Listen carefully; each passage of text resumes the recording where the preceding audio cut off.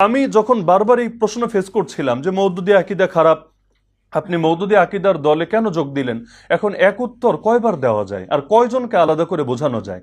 এক পর্যায়ে আমার মাথায় আসলো, আমরাও আসলে যেভাবে বড় হয়েছি আর যা কিছু শুনে এসেছি, অধিকাংশ সময় সেগুলো ছিল এমন কিছু অভিযোগ যার সাথে বাস্তবতার মিল নাই। আমরা শুনতাম মাওলানা মওদুদি তিনি হলেন নবী বিদ্বেষী, তিনি সাহাবী বিদ্বেষী। পরবর্তীতে পড়াশোনা করতে গিয়ে দেখলাম যে যেই বাক্যগুলোকে উদ্ধৃত করা হয় এর অনেকগুলোকেই বিকৃত অনুবাদ করা হয়, কোথাও কাটছাট করা হয়, কোথাও তিনি বোঝাতে চেয়েছেন একটা কিন্তু এর দ্বারা ভিন্ন একটা অর্থ দাঁড় করানো হয়। এক পর্যায়ে আমি ভাবলাম যে যেহেতু আল্লাহ রসুল মাজলুমকেও সাহায্য করতে বলেছেন, জালেমকেও সাহায্য করতে বলেছেন, তো আজকে মসজিদে হারামে বসে নিয়াত করলাম আমি উভয় শ্রেণীকে হাদিসের উপর আমল করে উভয় শ্রেণীকে সাহায্য করব ইনশাআল্লাহ। মাজলুমকে সাহায্য করব এভাবে তিনি আসলে কি বলেছেন বা কি লিখেছেন এটা তুলে ধরে জাতির সামনে, আর জালেমকে সাহায্য করব এভাবে লোকমুখে শোনা কথা আর কতকাল বলবে, নিজেই পড়ে দেখুক যে বাস্তবতা আসলে কি আছে।